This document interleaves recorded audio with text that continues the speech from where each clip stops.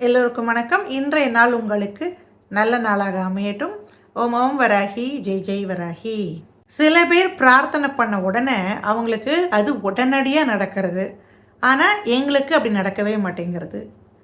எதனால், என்ன நம்ம தப்பாக பண்ணுறோம், சுவாமி நம்ம மேலே கோபமாக இருக்கா இப்படின்னு சொல்லி ஒரு சிஸ்டர் எனக்கு மெசேஜ் போட்டிருந்தாங்க.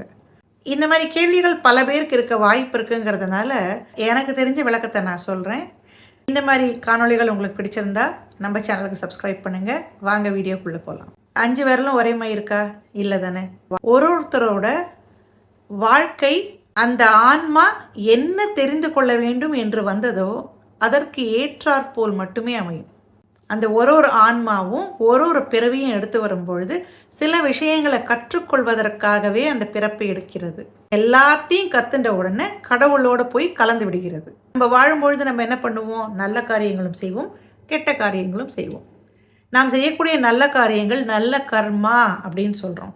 நாம் செய்யக்கூடிய தீய காரியங்களை கெட்ட கர்மா அப்படின்னு சொல்கிறோம். கர்மானா செயல். நம்ம செய்யக்கூடிய எல்லா செயலுக்கும் எதிர்வினை உண்டு.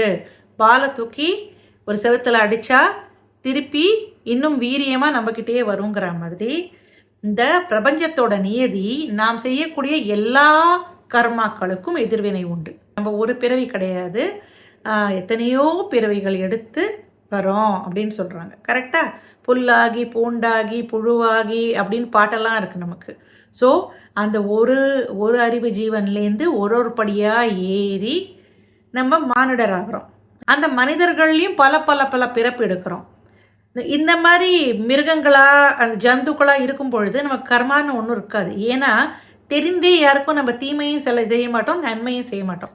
நாயெல்லாம் எடுத்துட்டிங்கன்னா சாப்பிடும், தூங்கும், குட்டி போடும், அப்புறம் கொஞ்சம் நாளில் செத்து போயிடும். இவ்வளோதான். ஒன்று சண்டை போடுறதுனா கூட ஒரு வன்மத்தோடு பண்ணாது எதையுமே. ஆனால் மனிதர்கள் அப்படி கிடையாது. தெரிஞ்சே பல தவறுகளை செய்வோம், தெரியாமலும் பல தவறுகளை செய்வோம். நம்ம இறந்து போகும் பொழுது சொத்து சுகத்தை எடுத்துன்னு போக மாட்டோம், ஆனால் கர்மாவும் அந்த ஆன்மா கூடயே போகும். இப்போ ஒரு பிறப்பு முடித்த உடனே மூட்டையாக நிறைய பண்ணி வச்சுருப்போம்ல நம்ம, அதெல்லாம் அப்படியே இருக்கும். அடுத்த ஜென்மாவில் இதுலேருந்து கொஞ்சத்தை எடுத்துட்டு அந்த ஆன்மா சொல்லும், இதெல்லாம் மட்டும் நான் கற்றுக்கிறேன் வேறு, இதில் நான் நல்ல கர்மா பண்ணியிருக்கேன், அதுக்கான சந்தோஷமான விஷயங்களை நான் என்ஜாய் பண்ணணும். தீய கர்மாக்கள் பண்ணியிருக்கேன், இதுக்கான அந்த கர்ம வினையை நான் அனுபவிக்கிறேன். இவ்வளோதான் என்னால் இந்த ஜென்மாவில் முடியும்னு அது முடிவு பண்ணுறது. அதை மட்டுமே அனுபவிக்க அது ஜனிக்கிறது. நீங்கள் எல்லாம் ஒரே குடும்பமாக இருந்து அண்ணன் தம்பி அக்கா அம்மா குழந்தை எப்படி இருந்தாலும் ஒரு ஆன்மாவோட அந்த பயணம்ங்கிறது தனிப்பட்டது தான். நம்மெல்லாம் சேர்ந்து இந்த ஜென்மாவில் ஒன்றா இருக்கோம். போன ஜென்மாவில் யார் நமக்கு அப்பா அம்மா, யார் நமக்கு குழந்தை, யார் நமக்கு கணவர், அடுத்த ஜென்மாவில் யார் இருக்க போகிறா நமக்கு தெரியாது. கரெக்டாக? ஜென்மாக்கு ஜென்மா நம்மளோட அந்த ட்ராவல் யாரோடதுன்னா அந்த ஆன்மாவோட ட்ராவல். வரவங்க எல்லாமே சக பயணிகள் மாதிரி. ஒரு ட்ரெயினில் ஏறி போகிறோன்னு வச்சுக்கோங்க, எப்படி இருக்கும்? கூட எல்லாம் ட்ராவல் பண்ணுவாங்க. ஸ்டேஷன் வந்ததும் அவங்கவுங்க இறங்கி போயிடுவாங்க. இதே தான் நம்ம வாழ்க்கையும். சொல்லும்போது கொஞ்சம் ஷாக்கிங்காக இருக்கும், பட் இதுதான் உண்மை. அவனோட கர்மாக்கு ஏற்ற மாதிரி தான் அவனோட வாழ்க்கை அமையிறது. நம்ம வாழ்க்கை எப்படி அமையிறது? நம்ம பண்ணக்கூடிய கர்மாக்களை பொறுத்து அமையிறது. அதனால தான் வாழ்க்கையில் சில சமயங்கள் நமக்கு ஏற்றங்கள் இருக்கும், சில சமயங்கள் இறக்கங்கள் இருக்கும். எல்லாம் கலந்தது தான் வாழ்க்கை. இதுதான் யதார்த்தம். இதில் கடவுளுங்கிறவர் எங்கே வர்றார், பிரார்த்தனை எங்கே வருது, உபாசனை எங்கே வருதுன்னு பார்ப்போம். நம்ம பிறக்கிறத பற்றி ரொம்ப அழகான ஒரு வார்த்தை யூஸ் பண்ணுவாங்க, பிறவி பெருங்கடல். பிறவி பெருங்கடல் தான் நம்ம வாழ்க்கைன்னா அந்த கடலில் எப்படி இருக்கும்? பெரிய அலை வரும், சுறா மீன் இருக்கும், காற்று அடிக்கும், எல்லா விதமான விஷயங்களும் நடக்கும் அந்த கடலில். அந்த கடலை நம்ம கடக்கணும், அதுதான் வாழ்க்கை.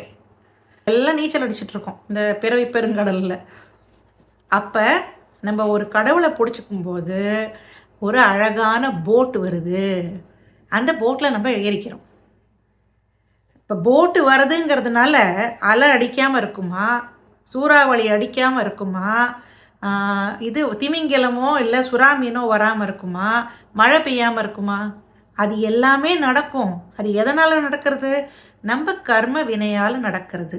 ஆனால் நம்ம சேஃபாக ஒரு போட்டில் போகிறோம்ல, அதுதான் தெய்வம். நம்ம பண்ணக்கூடிய பிரார்த்தனை, நம்ம பண்ணக்கூடிய உபாசனை, இது எல்லாமே நம்மளை பாதுகாத்து அழகாக ஒரு போட்டில் கொண்டு போய் அந்த பக்கம் கரையில் சேர்த்துடும். பிரார்த்தனை பண்ணுறேன், கொஞ்ச நாள் பண்ணேன், 2 வாரம் பண்ணேன், 1 வாரம் பண்ணேன், 1 மாதம் பண்ணேன், 1 வருஷம் பண்ணேன்னு சொல்லி விட்டுட்டோன்னா போட்டு போயிடும். இப்போ இது உங்களுக்கு புரியும்னு நினைக்கிறேன். பிறவி பெருங்கடல்ங்கிறதுக்கு கடவுளுக்கும் சம்மந்தம் கிடையாது. நம்ம வாழ்க்கை எப்படி இருக்கோ அது நம்மளோட கர்ம வினையால் மட்டுமே தான். இந்த ஆன்மா பல ஜென்மங்களாக செய்த கர்மத்தின் பயன்தான். ரொம்ப கோடீஸ்வரனாக ஒருத்தர் இருந்தாலும் சரி, குப்பமேட்டில் ஒருத்தர் இருந்தாலும் சரி, இதுக்கு கடவுளுக்கு சம்மந்தமே கிடையாது. நம்ம வாழ்க்கையில் வர கஷ்டம்லாம் நம்மளை கடவுள் சோதிக்கிறதுக்காக வரல, நம்ம பண்ணதுக்கு நம்ம அனுபவிக்கிறோம், அவ்வளோதான். கடவுள் வந்தால் நம்ம கடவுள்கிட்ட பிரார்த்தனை வைக்கும் பொழுது, கடவுள்கிட்ட கடுமையான பக்தி காமிக்கும் பொழுது, அந்த கடவுள்கிட்ட சரணாகதி பண்ணும் பொழுது என்ன ஆகுது? நல்ல போட்டு வருது. அந்த போட்டில் நம்ம ஏறி இந்த பிறவி பெருங்கடலை கடந்து விடலாம். இதுதான் உங்களுக்கு ரொம்ப ஈஸியாக சொல்லணும்னா, பிரார்த்தனைக்கும் பக்திக்கும் நம்ம வாழ்க்கைக்கும் என்ன தொடர்பு இருக்குன்னா இதுதான். இது டிஃப்ரெண்ட் லெவல். பிரார்த்தனைங்கிறது நீங்கள் ஒரே ஒரு பிரச்சனை வருது, அதுலேருந்து வெளியே வரணுங்கிறதுக்காக மட்டும் நீங்கள் பண்ணீங்கன்னா அதுலேருந்து தப்பிச்சு அப்புறமா போட்டு காணா போயிடும். உபாசனைங்கிறது என்ன? அந்த தெய்வம் தான் எல்லாமே, அதை தவிர வேறு ஒன்றுமே கிடையாது. அதுதான் அல்டிமேட்னு கையை தூக்கிடுறோம். பெரிய பிரச்சனைகள் வரும் பொழுது சரணாகதி மட்டும்தான் வழி, வேறு வழியே கிடையாது. சின்னதாக வரும்போது பிரார்த்தனைகள் பண்ணலாம். இன்னொரு எக்ஸாம்பிள் உங்களுக்கு நான் சொல்கிறேன். இது நான் சொல்லலை, சாரதா தேவி சொன்னது. ராமகிருஷ்ண பரமஹம்சர் இருக்கார் இல்லையா, அவரோட மனைவி சாரதாம்பாள் சொன்ன வார்த்தை இது.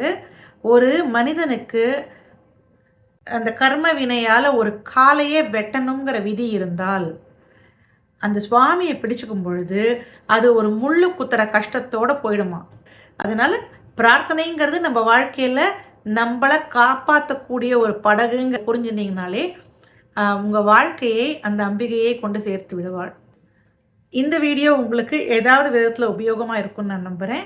இந்த மாதிரி வீடியோக்கள் உங்களுக்கு பிடிச்சிருந்ததுன்னா நம்ம சேனலுக்கு சப்ஸ்கிரைப் பண்ணுங்கள், இந்த வீடியோவுக்கு ஒரு லைக் கொடுங்க. உங்களுக்கு தெரிஞ்சவங்களுக்கு உபயோகப்படும்னா நிச்சயமாக ஷேர் பண்ணுங்கள்.